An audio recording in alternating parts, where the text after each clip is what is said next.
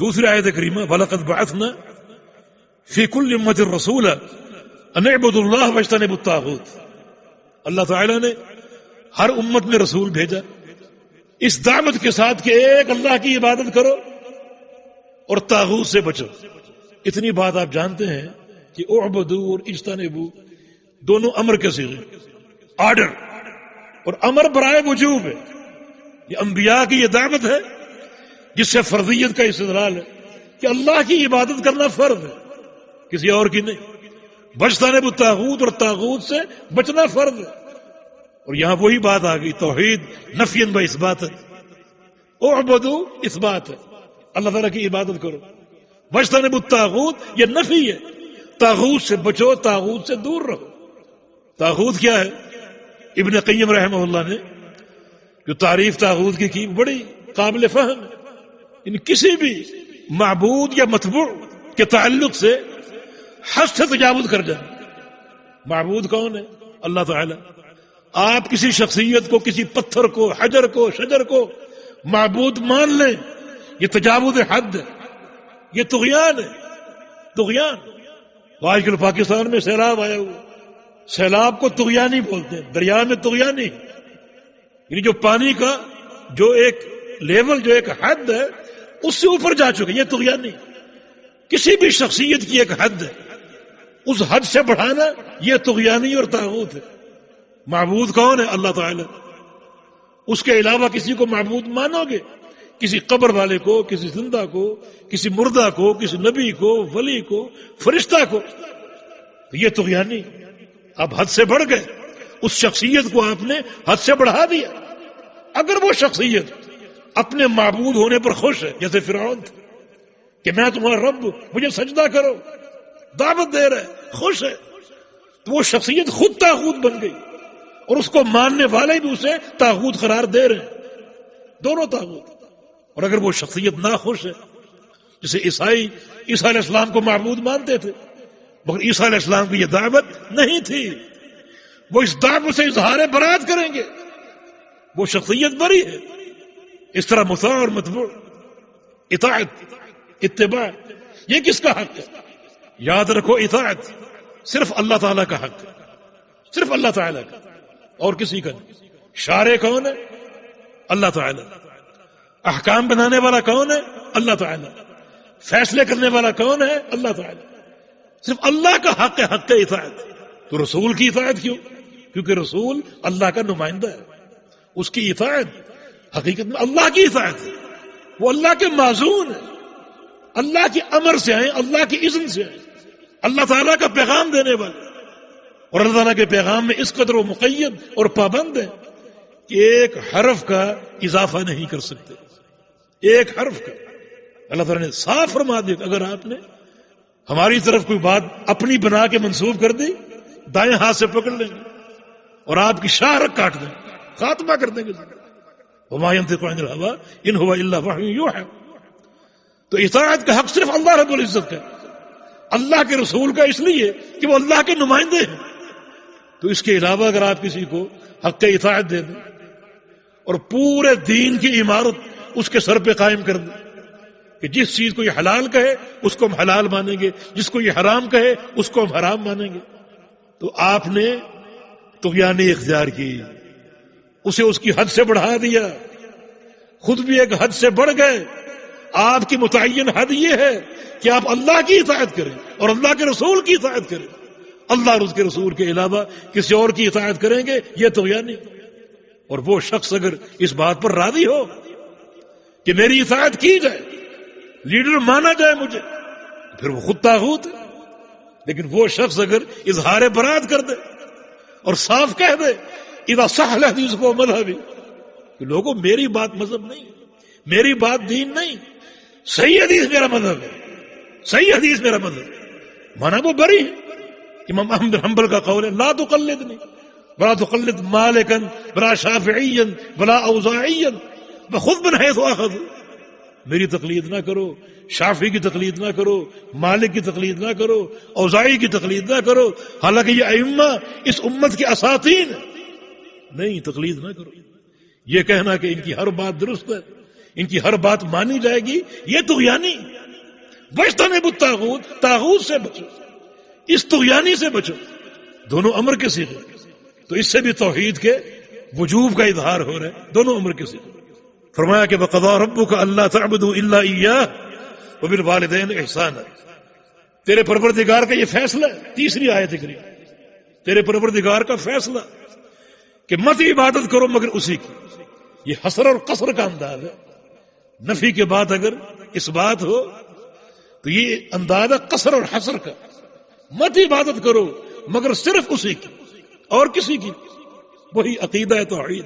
نفی و اثبات وبالوالدین احسانا، اور والدین کے ساتھ حسن سلوک سے پیش ہو. یہ تیرے پروردگار کا فیصلہ. معنی فیصلے کا اختیار کس کو ہے؟ صرف اللہ تعالیٰ. فیصلے کی تین قسمیں اور تینوں فیصلے اللہ کے پاس. ایک ہے فیصلہ شرعی، قضاء شرعی، ان شریعت بنانا، شریعت کے فیصلے کرنا. نماز پڑھو، روزہ رکھو، قربانی دو، حج کرو، عمرہ کرو. یہ قضاء شرعی ہے. کس کے اختیار میں؟ صرف اللہ تعالیٰ کا. اور ایک ہے قضاء قدری و کونی، تقدیر کے فیصلے. تقدیر کس نے بنائی؟ اللہ تعالیٰ نے. کون انسان کب پیدا ہوگا، کب مرے گا، کتنے سال جیے گا، کتنا کھائے گا، کتنا پیے گا، یہ تقدیر کے فیصلے یہ کس نے کی؟ اللہ تعالیٰ نے، اور کسی نے نہیں. یہ قضاء قدری و کونی، تقدیر کے فیصلے، یہ بھی اللہ کے پاس. اور ایک قضاء جزائی ہے، جزا کے فیصلے. اس کا اختیار کس کے پاس ہے؟ جزا اور سزا کون دینے والا ہے؟ اللہ رب العزت. یہ دنیا میں بھی ہو سکتی ہے مگر اصل جزا کے فیصلے قیامت کے دن ہوں. ان فیصلوں میں کوئی شریک نہیں. کون جنتی کون جہنمی، یہ فیصلہ صرف اللہ کرے گا. مخلوق شفاعت کر سکتی مگر شفاعت بھی اللہ کی اذن سے کرے گی، اللہ کے امر سے کرے گی، اپنی مرضی سے نہیں. اپنی مرضی سے مشفوع کا تعین نہیں کر سکتی. شافع بننا تو دور کی بات، مشفوع بھی اللہ کے امر سے ہوگا. وَلَا يَشْفَعُونَ إِلَّا لِمَنِ ارْتَضَىٰ. شفاعت کا باب آگے آ رہا. تو یہ تینوں فیصلے اللہ کے پاس، قضاء شرعی بھی، قضاء قدری و کونی بھی، اور قضاء جزائی بھی. تو قضاء شرعی کا تقاضا کیا ہے؟ تقاضا یہ ہے صرف اللہ تعالیٰ کے حلال و حرام کو مانو، اور اس تحلیل و تحریم میں اللہ تعالیٰ کا کسی کو شریک نہ بناؤ. ان الحکم الا للہ. فیصلہ اللہ کے پاس، فیصلہ اللہ کرتا. اللہ کے پیغمبر کی دعا، اللہم انی عبدک وابن عبدک وابن امتک ناصیتی بیدک ماض فی حکمک عدل فی قضاؤک. یا اللہ تیرا بندہ ہوں اور تیرے ایک نوکر کا بیٹا اور تیری ایک لونڈی کا بیٹا. یا اللہ میری پیشانی تیرے ہاتھ میں، میری پیشانی تیرے ہاتھ میں، اور مجھ پر تیرا حکم نافذ ہے اور تیرا ہر فیصلہ عدل ہے. مالدار کر دے عدل ہے، غریب کر دے عدل ہے، صحت دے دے عدل ہے، بیمار کر دے عدل ہے، ہر فیصلہ عدل. وَقَضَىٰ رَبُّكَ، تیرے رب نے فیصلہ کیا، اللہ تعبدوا الا ایاہ، مت عبادت کرو مگر اسی کی. یہ انداز قصر ہے، اسلوب حصر ہے، اس کے علاوہ کسی کی عبادت جائز نہیں ہے. اور یہیں سے یہ نقطہ توحید اور اس کا وجوب شیخ نے لیا. اور والدین کے ساتھ حسن سلوک کرو، اچھے سلوک سے پیش آؤ. اور چوتھی آیت کریمہ وَاعْبُدُوا اللَّهَ وَلَا تُشْرِكُوا بِهِ شَيْئًا. یہ وَاعْبُدُوا بھی امر کا صیغہ. اللہ تعالیٰ کی عبادت کرو اور اس کے ساتھ کسی کو شریک نہ ٹھہراؤ. وہی توحید اثباتاً و نفیاً. وَاعْبُدُوا اثبات ہے، اللہ تعالیٰ کی عبادت کرو. دیکھیں ایک شخص اگر پوری زندگی اللہ تعالیٰ کی عبادت کرتا رہے، پوری زندگی، تو حق توحید ادا ہو گیا. اس نے پوری زندگی سجدہ کیا تو اللہ کو، نظر و نیاز اللہ کے لیے، قربانی اللہ کے لیے، ہر عبادت اللہ کے لیے. حق توحید ادا ہو گیا؟ نہیں. یہ صرف اثبات ہے، اور خالی اثبات توحید کے لیے کافی نہیں. جب تک نفی نہیں کرو، جب تک ہر غیر اللہ کا انکار نہیں کرو، اس وقت تک بات نہیں بنے گی. یہ توحید کی نزاکت. اگر صرف یہ کہو کہ اللہ معبود ہے تو اس میں غیر کی شراکت ختم نہیں ہو رہی. اور اگر صرف یہ کہو کہ غیر اللہ معبود نہیں ہے تو اس میں اللہ تعالیٰ کا اس بات ثابت نہیں ہو رہا. جب تک دونوں باتیں نہ کہو کہ اللہ تعالیٰ ہی معبود ہے، اس کے سوا کوئی معبود نہیں. اس میں شراکت کی بھی نفی ہے اور اللہ کے معبود ہونے کا ٹھوس اس بات، نفی و اس بات ہے. یہ سورہ نساء کی آیت ہے، اس میں بہت سے حقوق کا ذکر، تو ہم صرف ترجمے کی حد تک وہ حقوق پڑھ لیتے ہیں ایک فائدے کی خاطر. پڑھیے. وَاعْبُدُوا اللَّهَ وَلَا تُشْرِكُوا بِهِ شَيْئًا وَبِالْوَالِدَيْنِ إِحْسَانًا وَبِذِي الْقُرْبَى وَالْيَتَامَى وَالْمَسَاكِينِ وَالْجَارِ ذِي الْقُرْبَى وَالْجَارِ الْجُنُبِ وَالصَّاحِبِ بِالْجَنبِ وَابْنِ السَّبِيلِ وَمَا مَلَكَتْ أَيْمَانُكُمْ إِنَّ اللَّهَ لَا يُحِبُّ مَنْ كَانَ مُخْتَالًا فَخُورًا. جزاک اللہ خیرا. اس آیت کو ایک عنوان دیا بعض علماء نے، حقوق عشرہ کی آیت ہے. اس میں 10 حقوق کا ذکر، اور سب سے مقدم حق کیا ہے؟ سب سے پہلا حق کون سا ہے؟ وَاعْبُدُ اللَّهَ، اللہ کا حق توحید، اس کا حق عبادت. تو سارے حقوق میں اللہ رب العزت کا حق توحید مقدم ہے. اللہ تعالیٰ کی عبادت کرو اور اس عبادت میں کسی کو شریک نہ ٹھہراؤ. وبالوالدین احسان، اور والدین کے ساتھ حسن سلوک سے پیش آؤ، حسن سلوک سے. تیسرا حق کیا ہے بتائیے جی؟ وَبِذِي الْقُرْبَى، وبذی القربى، اور قرابت داروں کے ساتھ. یہ رحم، اولو الارحام، رشتوں کو جوڑو، رشتوں کو ملاؤ، توڑو نہیں، حسن سلوک سے پیش آؤ. چوتھا حق کیا ہے؟ وَالْيَتَامَى، یتیموں کے ساتھ حسن سلوک. یتیموں کے ساتھ، یتیم وہ بچہ جس کا والد فوت ہو جائے اور یتیمی کی حد بلوغت تک ہے، بلوغت سے قبل تک وہ یتیم ہے، اس کا حق ادا کرو اور اس کا خیال رکھو. جی. والمساکین، اور مساکین کے ساتھ. مسکین کون ہے؟ مسکین وہ شخص ہے اصطلاحاً جس کے پاس ملازمت ہو یا کوئی کاروبار ہو مگر وہ اس کی ضرورت کے لیے کافی نہ ہو. ایک ہوتا ہے غریب اور ایک مسکین. غریب وہ ہے جس کے پاس وسائل آمدنی نہ ہو، اور مسکین وہ ہے جس کے پاس وسائل آمدنی ہو مگر اس کی ضرورتیں زیادہ ہوں، اس کے لیے کفایت نہ کرے. وہ اما السفینہ فکانت لمساکین، وہ سفینہ موسیٰ اور خضر کے واقعے میں کشتی کس کی تھی؟ کچھ مساکین کی تھی. مانا کاروبار تھا ان کا مگر پھر بھی مسکین، اس لیے کہ وہ آمدنی ان کی ضرورت کے لیے کافی نہیں تھی. تو یہ فرق غریب اور مسکین کا. تو مسکین کے ساتھ حسن سلوک سے پیش آؤ. جی. والجار ذی القربى، والجار ذی القربى، اور پڑوسیوں کے ساتھ. جو قریبی پڑوسی جس کی گھر کی دیوار آپ کی دیوار سے ملی ہوئی ہے اس کے حقوق کا خیال رکھو. اور آگے والجار الجنب، وہ پڑوسی جو دور کے ہیں، پورا محلہ آپ کا پڑوس ہے. ایک قریبی پڑوسی جو آپ کے گھر سے متصل، اور دوسرا دور کے پڑوسی جو آپ کے محلے میں ہے، آپ کے علاقے میں ہے، جن کا گھر آپ سے دور ہے، ان کا بھی خیال رکھو، ان کے حقوق پورے کرو. جی. والصاحب بالجنب، والصاحب بالجنب، اور پہلو کا ساتھی. اس کی 2 تفسیریں ہیں. پہلو کا ساتھی یا تو بیوی ہے جو شوہر کے پہلو میں بیٹھتی، یا تو بیوی مراد ہے. اس سے بڑا اور زیادہ پہلو کا کوئی ساتھی نہیں. تو بیوی کے حقوق پورے کرو، ان کا خیال رکھو. رسول اللہ صلی اللہ علیہ وسلم کا فرمان ہے کہ خیرکم خیرکم لأہلہ وانا خیرکم لأہلی، تم سب میں بہترین وہ ہے جو اپنی بیوی کے لیے بہترین ہے. اور فرمایا کہ میں تم سب سے زیادہ اپنی بیویوں کے لیے بہترین ہوں. اللہ کے بغیر اپنے گھر میں حسن سلوک سے پیش آتے، حسن عشرت سے پیش آتے، اپنی بیویوں کے حقوق کا خیال کرتے، بلکہ ان کی خدمت کرتے. امام الانبیاء ان کی خدمت کرتے، تبھی تو بیویاں آپ کی تعریف کرتی تھی. کسی نے پوچھا سیدہ عائشہ صدیقہ سے، کیف کان خلق رسول اللہ صلی اللہ علیہ وسلم، اللہ کے پیغمبر کے اخلاق کیسے ہیں؟ یعنی پوچھنے والے نے اس سوال کے لیے آپ کی بیوی کا انتخاب کیا، کیونکہ کسی بھی شخص کی اخلاق کی سب سے عمدہ گواہی اس کے گھر سے ملے گی. باہر تو آپ تصنع کی خاطر کچھ بھی بن سکتے ہیں، پارسا بن سکتے ہیں، متقی بن سکتے ہیں، لیکن گھر میں دیکھنے والا کوئی نہیں. وہاں آپ کے اخلاق کیسے؟ ام المومنین نے کیا فرمایا؟ کان خلق القرآن، پورا قرآن اللہ کے پیغمبر کا اخلاق ہے. یہ گھر کی گواہی. دوسری تفسیر اس کی ان صاحب بجم کی، جو سفر میں آپ کا ساتھ ہے، وہ آپ کے ساتھ بیٹھتا ہے، گاڑی میں، جہاز میں، اس کی سیٹ آپ کے ساتھ ہوتی ہے. ان شریعت کس طرح حقوق کی محافظ ہے، اس کے بھی حق کو سمجھو، اس کے ساتھ بھی اچھا سلوک اختیار کرو. اور اس کے بعد جی وابن السبیل، مسافر. جی. وما ملكت أيمانكم. جو آپ کے غلام ہیں، جو آپ کے زیر دست ہیں، ان کے حقوق کا خیال رکھو. مسند احمد کی ایک حدیث ہے، نبی علیہ السلام کا فرمان ہے، یعنی جو زیر دست ہیں ان کے حقوق کا خیال کتنا اہم ہے اور کتنا افضل ہے.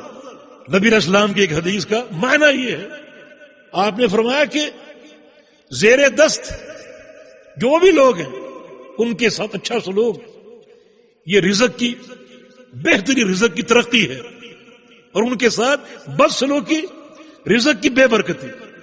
تو شریعت نے کتنا لوگوں کے حقوق کی حفاظت کی. تو ہم نے فائدے کی خاطر یہ پوری آیت آپ کو سنا دی اور پہنچا دی، ورنہ جو اس بار سے مقصود تھا وہ یہی تھا کہ تیرے پروردگار کا یہ فیصلہ ہے، مت عبادت کرو مگر صرف اسی کی، اس کے علاوہ اور کسی کی نہیں. جی اس کے بعد 5ویں آیت، قل تعالوا اتلوا ما حرم ربکم علیکم اللہ تشرکوا بہ شیئا. اے پیغمبر کہہ دیجئے کہ آؤ ہم تمہیں بتائیں کہ تمہارے پروردگار نے کیا حرام کیا. اللہ تعالیٰ کی حرام کردہ چیزوں کو سن لو. ان میں سب سے مقدم چیز یہ ہے اللہ تشرکوا بہ شیئا، کہ اللہ کے ساتھ کسی کو شریک نہ ٹھہراؤ، شرک نہ کرو. یہ سب سے بڑا حرام ہے، سب سے بڑا حرام اللہ تعالیٰ کے ساتھ کسی کو شریک ٹھہرانا، سب سے بڑا حرام. اس کے بعد اور بھی بہت سے امور ہیں، مگر چونکہ اختصار مطلوب ہے، وقت کافی ہو رہا ہے، ہم اس ایک ہی حق پر اکتفا کرتے ہیں کہ اس آیت کریمہ میں جو بہت سے حقوق کا ذکر ہے اور بہت سے اہم امور اور مسائل کا ذکر ہے، ان میں سب سے مقدم اور سر فہرست یہ ہے کہ اللہ تعالیٰ کے ساتھ کسی کو شریک نہ ٹھہراؤ. آگے حدیث پڑھیے. قال ابن مسعود رضي الله عنه من أراد أن ينظر إلى وصية محمد صلى الله عليه وسلم التي عليها خاتمه فليقرأ قوله تعالى قل تعالوا أتل ما حرم ربكم عليكم إلى قوله تعالى وأن هذا صراطي مستقيما فاتبعوه. نبی علیہ السلام کے صحابی ابن مسعود رضی اللہ تعالی عنہ فرماتے ہیں من اراد ان ينظر الى وصیت محمد صلی اللہ علیہ وسلم، جس شخص کو شوق ہو، ارادہ ہو کہ وہ نبی علیہ السلام کی وصیت دیکھے، ایسی وصیت جس پر آپ کی مہر لگی ہو، التی علیہا خاتمہ، آپ کی مہر لگی ہوئی وصیت، یعنی جس کو آپ نے باقاعدہ لکھوایا ہو اور پھر اس کو بند کر کے اپنی مہر لگا دی. اگر کسی کو شوق ہو اس وصیت کو دیکھنے کا تو اللہ تعالیٰ اس فرمان کو پڑھ لو. سورہ انعام کی آیتوں کی طرف اشارہ کیا جو پیچھے گزری کہ قل تعالوا اتلوا ما حرم ربکم علیکم، کہ آؤ ہم تمہیں بتائیں کہ تمہارے پروردگار نے تم پر کیا کیا حرام کیا. یہ ان کے ایک بیان کا اسلوب ہے.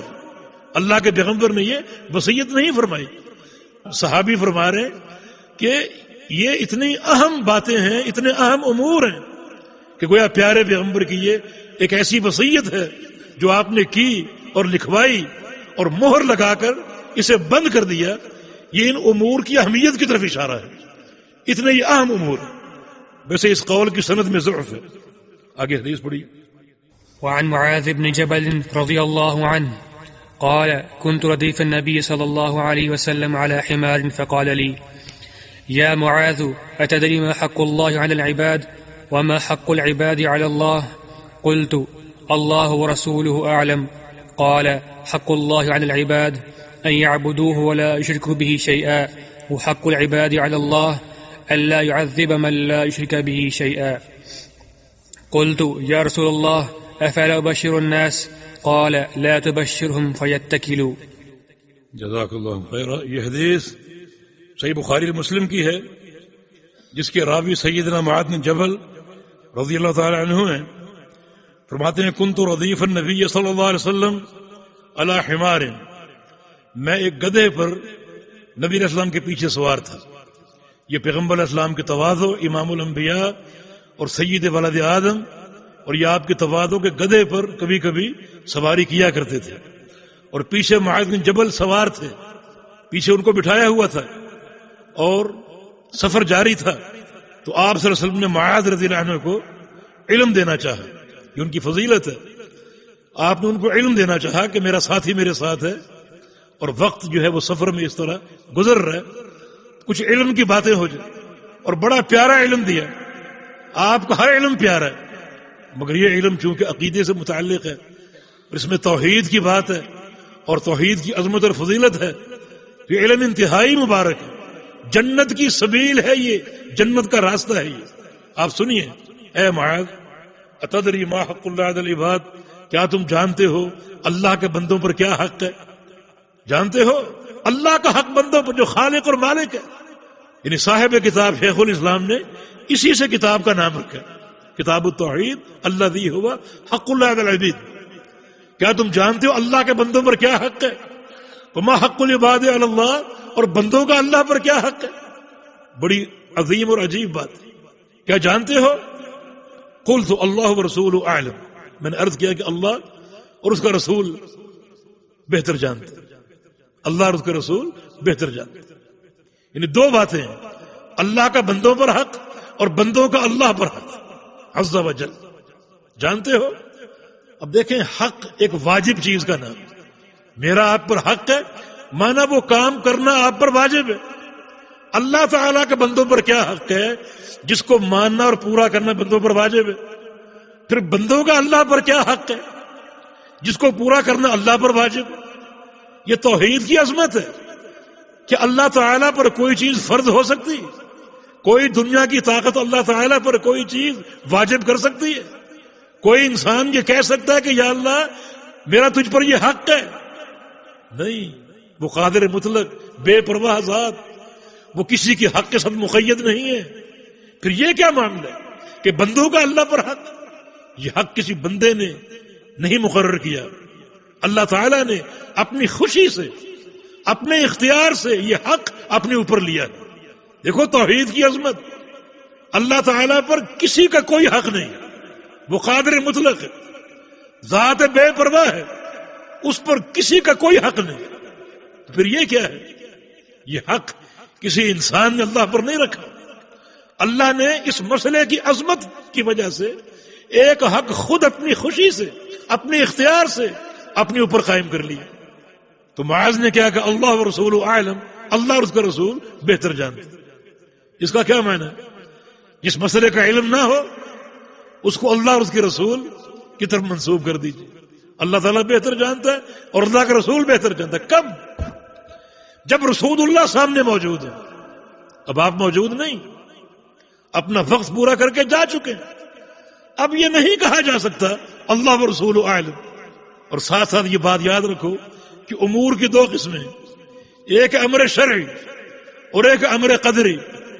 امر شرعی شریعت کے فیصلے، اللہ تعالیٰ نے شرعی امور سے پیغمبر علیہ السلام کو آگاہ کیا ہے، لہذا پیغمبر علیہ السلام سامنے تشریف فرما ہو، اس قسم کا سوال آ جائے تو یہ کہا جا سکتا ہے کہ اللہ اور اس کا رسول جانتے ہیں۔ اللہ تعالیٰ ہر چیز جانتا ہے، رسول کیوں؟ کیونکہ اللہ تعالیٰ نے شرعی امور سے اپنے پیغمبر کو آگاہ کر دیا۔ لیکن اگر امر قدری ہو، مثلا یہ پوچھا جائے کہ آج رات کو بارش ہوگی یا نہیں ہوگی، آج رات کو بارش ہوگی یا نہیں ہوگی، اس سال بارش ہوگی یا نہیں ہوگی، اس پر یہ نہیں کہا جا سکتا کہ اللہ و رسول عالم، کیونکہ رسول اللہ صلی اللہ علیہ وسلم عالم الغیب نہیں۔ یہاں صرف کیا کہا جائے گا؟ اللہ عالم، صرف اللہ جانتا اور کوئی نہیں۔ امر قدری میں، امر شرعی کی اللہ تعالیٰ نے اپنے پیغمبر کو اطلاع دی ہے، مگر امر قدری کی پیغمبر علیہ السلام کو اطلاع نہیں دی۔ اب چونکہ پیغمبر علیہ السلام فوت ہو چکے، اب امر شرعی میں بھی اللہ و رسول عالم نہیں کہا جا سکتا، کیونکہ آپ کے بعد کیا ہوگا، دنیا کیا تبدیلیاں پیدا کرے گی، اس کی خبر اللہ کے نبی کو نہیں۔ اللہ تعالیٰ قیامت میں فرمائے گا انک لا تدری ما احدثوا بعدک، آپ نہیں جانتے ان لوگوں نے آپ کے بعد کیا کیا نئی چیزیں بنائی، آپ کو کوئی علم نہیں۔ تو پھر یہ جملہ کہا جا سکتا ہے، مگر پیغمبر علیہ السلام کے دور کے ساتھ خاص ہے، اور امور کی دو قسمیں، امور شرعیہ میں کہا جا سکتا ہے، امور قدریہ میں نہیں کہا جا سکتا۔ اب یہ سوال کہ اللہ کے بندوں پر کیا حق ہے، فرمایا کہ حق اللہ علی العباد ان یعبدوہ لا یشرکوا بہ شیئا، اللہ کے بندوں پر یہ حق ہے کہ بندے اللہ کی عبادت کریں اور اس عبادت میں کسی کو شریک نہ ٹھہرائیں۔ دیکھیں کتنی اہم بات اس بات اور نفی کی، ان یعبدوہ، اللہ کی عبادت کرتے رہیں۔ یہ بات کافی نہیں، یہ ساتھ کہنا ہے ولا یشرکوا بہ شیئا، اور اس عبادت میں کسی کو شریک نہ ٹھہرائیں۔ تو یہ ان یعبدوہ اثبات ہے لا یشرک نفی ہے، عقیدہ توحید پورا کا پورا اس باتن و نفی، صرف اس بات ہو کافی نہیں، صرف نفی ہو کافی نہیں، توحید میں ضروری ہے اس بات اور نفی دونوں ساتھ ساتھ ہیں۔ اب بندوں کا حق کیا ہے؟ بحق العباد علی اللہ اللہ يعذب من لا یشرک بہ شیئا، بندوں کا اللہ پر یہ حق ہے جو کسی بندے نے مقرر نہیں کیا، بلکہ توحید کی عظمت کی بنا پر اللہ تعالیٰ نے اپنے اختیار سے وہ حق اپنے ذمہ لے لی کہ بندے اگر اس حق کو پورا کرتے رہیں گے، صرف میری عبادت کریں گے، اس عبادت میں کو شریک نہیں ٹھہرائیں گے، پھر بندوں کا مجھ پر یہ حق ہے کہ میں ایسے بندوں کو جہنم کا عذاب نہیں دوں گا، جہنم کے عذاب سے سلامتی۔ کتنی بڑی بشارت ہے، کتنی بڑی بشارت ہے، جو بندے اس حق کو پورا کریں گے اور پوری زندگی نفی و اثباتاً اللہ تعالیٰ کی عبادت کے نقطے پر قائم رہیں گے، تو ایسے بندوں کو میں عذاب نہیں دوں گا۔ اگر گناہ ہو گئے ان کی سزا مل سکتی، جنت کے داخلے کی دو قسمیں، ایسے بندے جنتی ہیں، اور جنتی ہونے کی دو قسمیں، ایک ہے جنت کا داخلہ کامل اور ایک ہے ناقص۔ جنت کا کامل داخلہ یہ ہے کسی بندے کو ابتداءً جنت میں داخل کر دیا جائے کسی سزا کے بغیر، اللہ تعالیٰ مجھے اور آپ کو ان بندوں میں شامل فرما دے۔ اور ناقص داخلہ کیا ہے؟ کسی بندے کو اس کے گناہوں کی سزا دی جائے، جتنی اللہ چاہے، اور وہ سزا جب پوری ہو جائے تو اللہ تعالیٰ ان کو جنت میں منتقل کر دے، جنت میں داخل کر دے۔ اب وہ بندے بالکل جنتی ہیں کسی عیب اور نقص کے بغیر، مگر ان کا داخلہ ناقص ہے، ابتداءً داخل نہیں ہوئے۔ تو جو بندے نقطۂ توحید پر قائم ہے، نفیاً و اثباتاً، اللہ ان کو عذاب نہیں دے گا، لیکن اگر معصیتیں سرزد ہوئیں تو وہ تحت المشیہ ہے، اگر اللہ چاہے گا تو ان کو سزا دے دے گا، مگر توحید کی برکت سے بالآخر انہیں جنت میں داخل کر دے گا، اور چاہے گا تو ان کو بغیر سزا دیے ہی معاف کر دے گا اور جنت کا داخلہ عطا فرما دے گا۔ قلت یا رسول اللہ، معاذ نے عرض کیا یا رسول اللہ صلی اللہ علیہ وسلم افلا ابشر الناس، جو آپ نے ارشاد فرمایا لوگوں کو اس کی بشارت دے دو، جا کے خبر دے دو، فرمایا کہ لا تبشروا فیتکلوا، نہیں ان کو بشارت نہ دو، ورنہ وہ اسی پر بھروسہ کر کے بیٹھ جائیں گے، اسی پر اعتماد کر کے بیٹھ جائیں گے، نیک عمل چھوڑ دیں گے۔ ہاں جب عقیدے پختہ ہو جائیں گے اور جب عمل کا استحکام آ جائے گا اور شریعت کے رموز کو پہچان لیں گے تو پھر یہ بات عام ہو جائے گی، مگر فی الحال نہیں، ان کو عمل کرنے دو، نیکیاں کرنے دو، ایسا نہ اس فرمان کو سن کر عمل چھوڑ دیں۔ لوگ دین اسلام میں آ رہے تھے، کوئی پرانے تھے کوئی نئے تھے، تو بعض اوقات نئے لوگوں کے فہم میں کوئی نہ کوئی نقص ہو سکتا، تو ایسا نہ ہو کہ وہ یہ سمجھ بیٹھے کہ اتنا کافی، ہم اللہ کی عبادت کریں اور کسی کو شریک نہ ٹھہرائیں، اس پر اعتماد کر کے بیٹھ جائیں۔ تو معاذ رضی اللہ عنہ نے اس بات کو پھر اپنے تک محدود رکھا، چھپائے رکھا۔ صحیح مسلم کی ایک حدیث میں کوئی اخبر ابھی معاذ عند موت تأثم، جب معاذ بن جبل رضی اللہ عنہ کا موت کا وقت آیا اور یہ جلدی فوت ہو گئے تھے، ان کی عمر تھی 38 سال، 38 سال کی عمر میں ان کا انتقال ہو گیا، مگر علم سے بھرے ہوئے تھے، بھرے ہوئے۔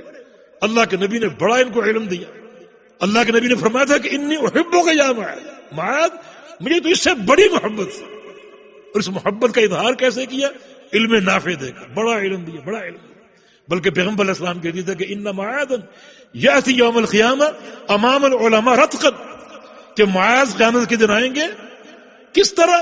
میری امت کے سارے علماء کی قیادت کرتے ہوئے، سارے علماء معاذ کے پیچھے ہوں گے اور معاذ سب سے آگے ہوں گے، رتقا تا حد نگاہ، اتنے دور ہوں گے، اتنے فاصلے پر ہوں گے، سب سے علماء سے آگے ہوں گے، پیچھے سارے علماء محدثین اور معاذ آگے یہ ان کا شرف ہے۔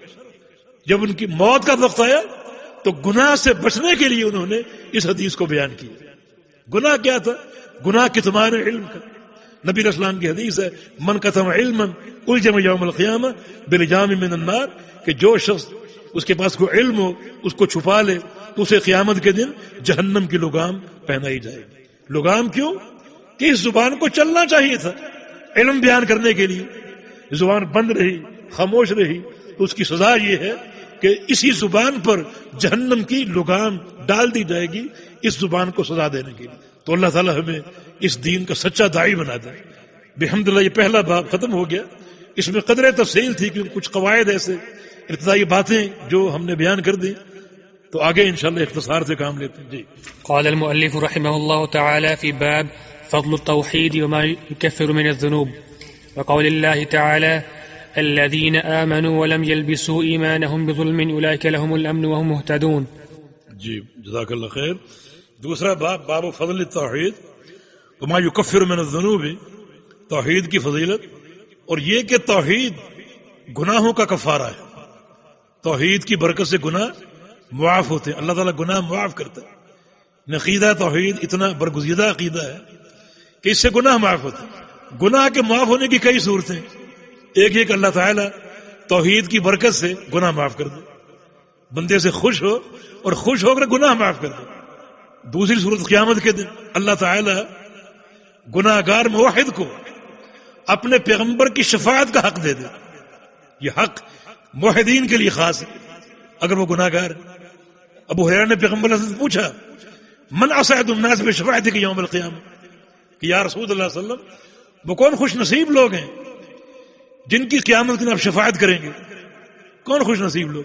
تو رسول اللہ صلی اللہ علیہ وسلم نے ارشاد فرمایا اسعد الناس بشفاعت یوم القیامہ من قال لا الہ الا اللہ خالصا من قلبہ، میری شفاعت قیامت کے دن صرف ان لوگوں کو نصیب ہوگی جو لا الہ الا اللہ کہیں، بالکل خالص ہو کر، دل سے کہیں اور خالص ہو کر کہیں، کوئی شرک کی ملاوٹ نہ ہو، ایک ذرے کے برابر بھی نہیں، سوئی کے ناکے کے برابر بھی نہیں، شرک کی ملاوٹ نہ ہو، اور بالکل خالص اور مخلص ہو کر اس کلمے کو جانیں، پڑھیں، اس کا اقرار کریں، دل سے گواہی دیں اور عمل سے اس کی پوری ترجمانی کریں، تو ان لوگوں کو قیامت کے دن میری شفاعت کا حق نصیب ہو جائے. لکل نبی دعوت مستجابہ قد دعا بها، اللہ نے ہر نبی کو ایک مستجاب دعا کا اختیار دے رکھا. کر لو دعا، میں قبول کروں گا. ہر نبی کر چکا ہے، میری باری آئی، اللہ نے مجھے بھی اس دعا کا حق دیا کہ تم بھی ایک دعا جو چاہو کر لو، میں وہ قبول کروں گا. مگر اللہ کے پیغمبر فرماتے ہیں کہ میں نے اس دعا کا حق دنیا میں استعمال نہیں کیا. اللہ اکبر، یہ امت سے محبت کی نشانی، دنیا میں استعمال نہیں کیا. جنگ احد میں بڑی کٹھن گھاٹی آ گئی تھی، نڈھال ہو کر گر گیا تھا، دندان ٹوٹ گئے، سر زخمی، چہرہ زخمی. اس وقت یہ حق استعمال کر سکتا تھا، نہیں کیا. وادی طائف میں لوگوں نے پتھر مارے، لہو لہان کر دیا، بے ہوش ہو کر گر گئے، کپڑے سرخ ہو گئے، یہ حق استعمال نہیں کیا. فرمایا کہ ادخرت بدعوتی شفاعۃ لامتی یوم القیامہ، میں نے اپنی دعا کا حق محفوظ کیا ہوا ہے قیامت کے دن کے لیے، اپنی امت کو شفاعت کر کے بخشوانے کے لیے. اس دن یہ حق استعمال ہو، پوری امت کو نہیں. فرمایا کہ وہی نائلۃ لمن مات من امتی لا یشرک باللہ شیئا، میری شفاعت کا حق سن لو، میری امت کے صرف اس فرد کو نصیب ہوگا جس کی موت اس طرح ہے کہ اس نے اللہ کے ساتھ کسی کو شریک نہ مقرر کیا ہو. یہ حق موحد کے لیے. تو وما یکفر من الذنوب، توحید گناہوں کو مٹا ڈالتی ہے، گناہوں کا کفارہ ہے جس کی بہت سی صورتیں. اللہ تعالیٰ کا فرمان الذین آمنوا ولم یلبسوا ایمانہم بظلم، جو لوگ ایمان لائے اور ان کے ایمان میں ظلم شامل نہیں، ظلم شامل نہیں، اولئک لہم الامن، ان کے لیے امن ہے، وہ مہتدون، یہی لوگ ہدایت یافتہ، سچا ایمان لائیں اور ان کے ایمان میں ظلم نہ ہو. یہ آیت کریمہ اتری، اس سے آپ اندازہ کریں کہ حدیث کی کیا ضرورت اور کیا اہمیت ہے. صحابہ میں ایک زلزلہ طاری ہو گیا کہ ایمان لائیں اور ظلم نہ کریں. ظلم تو ہو ہی جاتا ہے، کبھی اپنے نوکر پر کر بیٹھتے ہیں، اپنی بیوی کر بیٹھتے ہیں، کبھی اپنے بیٹے پر کر بیٹھتے ہیں، دوست پر کر بیٹھتے ہیں، اپنے اوپر کر بیٹھتے ہیں، ظلم تو ہو ہی جاتا ہے. اور اللہ نے کیا فرمایا کہ جو ایمان لائیں اور ظلم کی آمیزش نہ ہو، امن صرف ان کے لیے، ہدایت صرف ان کے لیے. تو کون بچے گا؟ صحابہ اللہ کے پیغمبر کے پاس آ گئے، یا رسول اللہ صلی اللہ علیہ وسلم، یہ آیت تو کمر توڑ دینے والی، بھلا ظلم کون نہیں کرتا؟ ہر ایک سے ہو جاتا ہے. رسول اللہ صلی اللہ علیہ وسلم نے ارشاد فرمایا کہ یا ظلم کا معنی وہ نہیں جو تم سمجھے. اللہ تعالیٰ کے عبد صالح لقمان کا قول تم نے نہیں پڑھا، یا بنی لا تشرک باللہ ان الشرک لظلم عظیم، اے بیٹے اللہ کے ساتھ شرک نہ کرنا، شرک ظلم عظیم ہے. یہاں ظلم سے مراد وہ ظلم نہیں جو تم سمجھے ہو، یا ظلم سے مراد شرک ہے. وہ ظلم کے دو معنی، ایک زیادتی کرنا، اس ظلم کے مقابلے میں عدل، اور ایک ظلم شرک کرنا، اس ظلم کے مقابلے میں توحید اختیار کرے، ظلم سے بچے، اور اس کے ایمان میں، اس کی توحید میں کسی اعتبار سے شرک کی آمیزش نہ ہو، اس کے لیے امن، دنیا میں امن، مرنے کے بعد قبر میں امن، قیامت کے دن امن، امن ہی امن۔ وہم مہتدون، اور یہ لوگ ہدایت پائیں گے، یہ لوگ راستہ پائیں گے، دنیا میں صراط مستقیم کا سیدھا راستہ، اور قیامت کے دن جنت کا راستہ۔ جنت کہاں ہے کوئی نہیں جانتا، کوئی نہیں جانتا۔ کوئی شخص اپنی مرضی سے جنت کی طرف جا کر دیکھے، اس کو ملے گی ہی نہیں۔ جنت کس کو ملے گی؟ جس کو جنت کا راستہ اللہ دکھائے گا۔ وہم مہتدون، یہ لوگ ہدایت یافتہ ہیں، راستہ دکھائے جائیں گے۔ دنیا میں عقیدے کی سلامتی کا، اسلام کا، ایمان کا، اور توحید خالص کا، اور قیامت کے دن جنت کا۔ جنت کسی کو نہیں ملے گی جب تک اللہ تعالیٰ راستہ نہ دکھا دے۔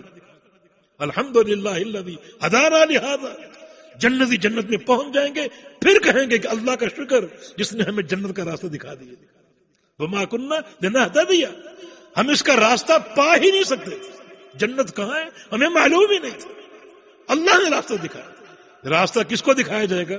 الذین آمنوا، جن کی توحید خالص ہو، ایمان لے، اور ان کے ایمان میں شرک کی رتی برابر بھی، ایک سوئی کے ناکے کے برابر بھی ملاوٹ نہ ہو۔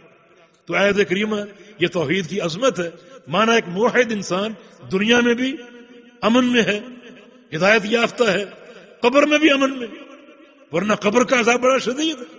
بچاؤ چاہتے ہو توحید، قیامت کے دن امن میں، قیامت کی ہولناکیاں، قیامت کا زلزلہ، اور قیامت کے مختلف مراحل، ان سب میں امن حاصل ہوگا ایک موحد انسان کو، اور یہ لوگ ہدایت پائیں گے، راستہ پائیں گے دنیا میں عقیدے کا اور توحید کا، اور قیامت کے روز جنت کا۔